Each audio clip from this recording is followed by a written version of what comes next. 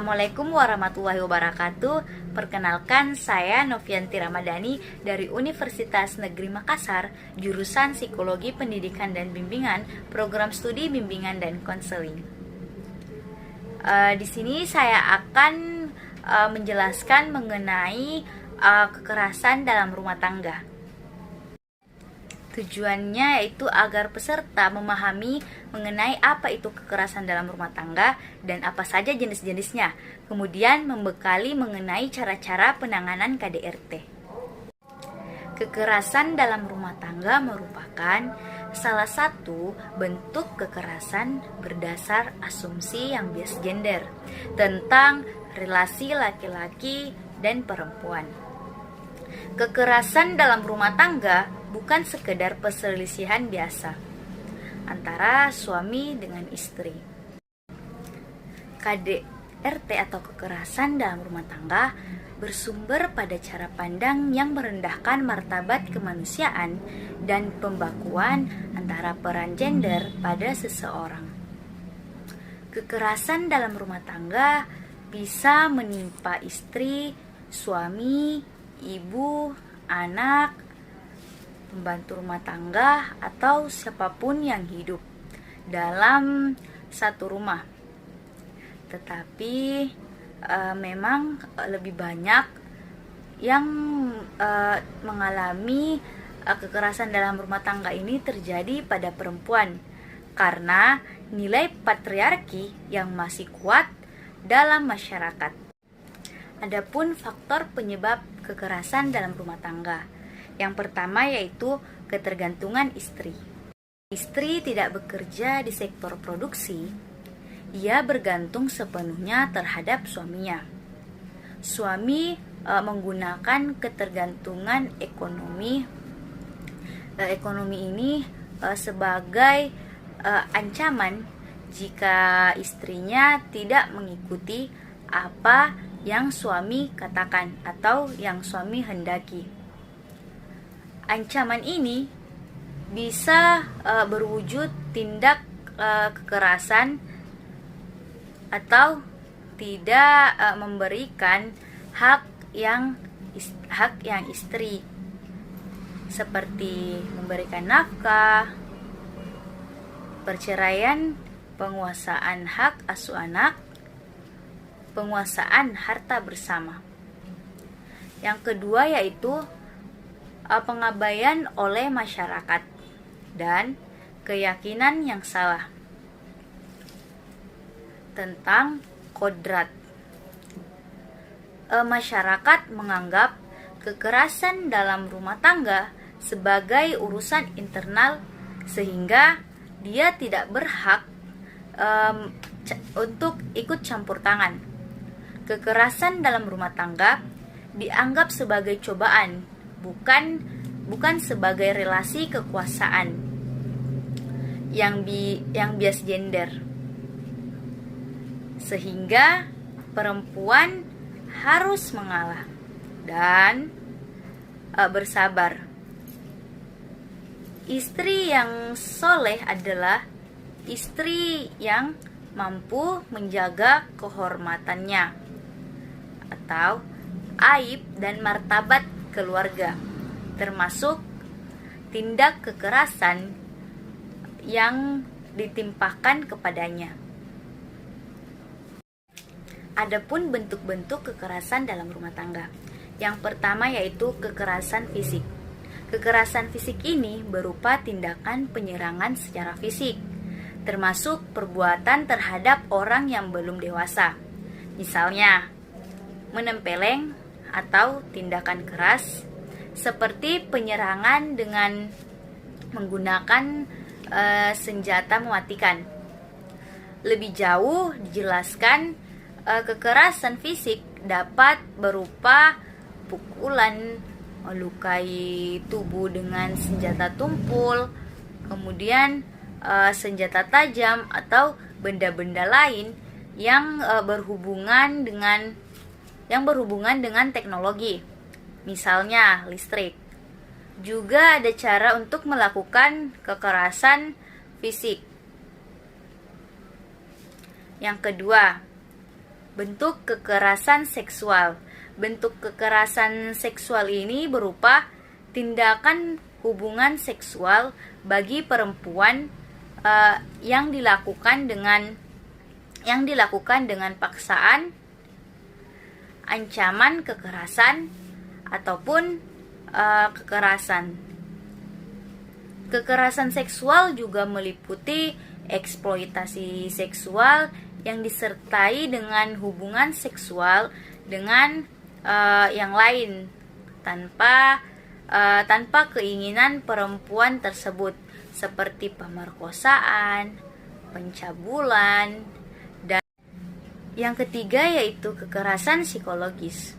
Dalam kekerasan psikis, bentuk kekerasannya dapat berupa akibat atau dampak yang ditimbulkan dari adanya kekerasan, yaitu ancaman kekerasan, tindakan kekerasan itu sendiri, termasuk kekerasan seksual. Contohnya, memandang penuh ancaman, memandang sinis, mendiamkan, mempermalukan, memandang yang merendahkan, dan lain-lain sebagainya. Kemudian yang keempat yaitu kekerasan ekonomi. Penelantaran ekonomi yaitu perbuatan seseorang yang menurut hukum atau karena persetujuan atau perjanjian ia wajib memberikan kehidupan, perawatan, atau pemeliharaan kepada orang tersebut, yang mengakibatkan ketergantungan ekonomi dengan cara membatasi dan melarang untuk bekerja yang layak di dalam maupun di luar rumah, sehingga korban berada di bawah kendali orang tersebut. Siklus kekerasan rumah tangga terhadap perempuan. Yang pertama, tahap ketegangan dimulai pada tahap ini di mana perbedaan pendapat yang bercampur dengan ketegangan emosi dimulai. Di dalamnya terdapat adu mulut yang disertai dengan nada-nada marah, menekan, sekaligus mengancam. Oleh karena keterampilan komunikasi yang dimilikinya itu buruk antar kedua pihak, maka komunikasi yang terjadi bersifat saling menyakiti hati. Yang kedua yaitu tahap tindakan. Ketika ketegangan tidak dapat diselesaikan dengan baik, maka pelaku akan melakukan kekerasan, khususnya fisik. Ia merasa bahwa dengan jalan ini, maka ketegangan itu dapat berakhir dan situasi itu akan kembali. Dengan cara kekerasan, ia juga sedang menunjukkan siapa yang lebih kuat dan berkuasa. Yang ketiga, setelah pelaku melakukan kekerasan, ia dihantui dengan rasa bersalah dan penyesalan. Tapi, penyesalan ini mungkin saja bersifat manipulatif.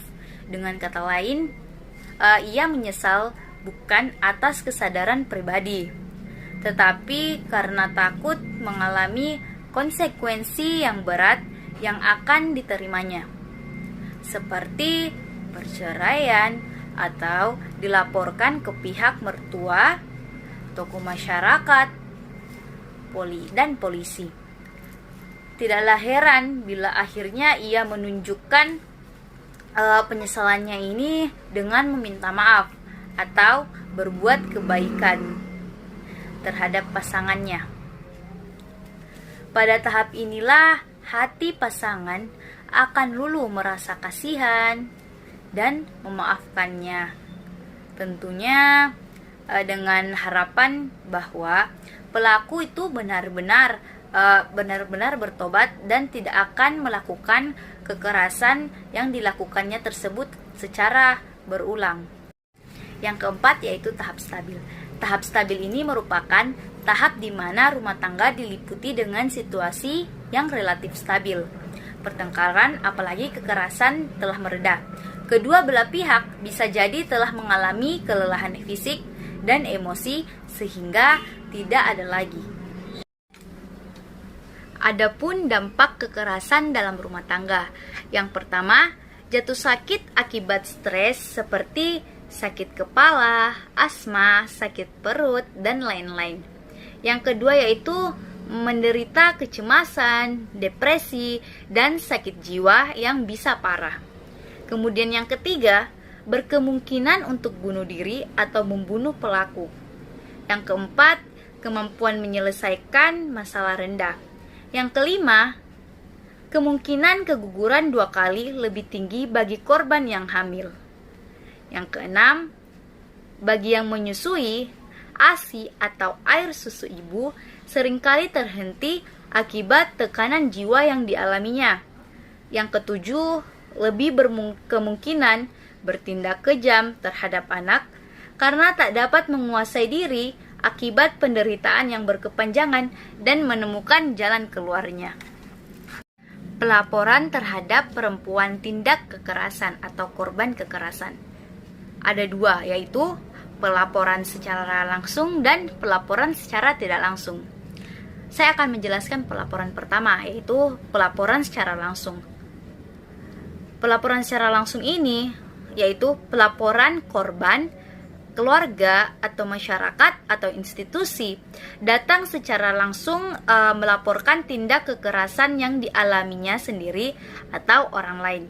Yang kedua yaitu pelaporan secara tidak langsung. Pelapor ini yaitu korban atau keluarga melaporkan tindak kekerasan yang dialaminya sendiri atau keluarganya sendiri melalui media komunikasi seperti telepon, surat, email, dan lain sebagainya. Untuk mencegah terjadinya kekerasan dalam rumah tangga, hendaknya setiap pasangan ataupun masing-masing pihak dalam lingkup keluarga selalu menjalin kerjasama yang baik dalam membina hubungan agar tidak terjadi kesalahpahaman antara satu dengan yang lainnya, serta ada kerjasama dari semua pihak, yakni keluarga, masyarakat, dan aparat hukum untuk meminimalisir terjadinya kekerasan, terutama terhadap kekerasan terhadap perempuan dan anak-anak. Demikianlah materi yang saya jelaskan. Lebih dan kurangnya mohon dimaafkan. Wabillahi taufiq wal hidayah. Wassalamualaikum warahmatullahi wabarakatuh.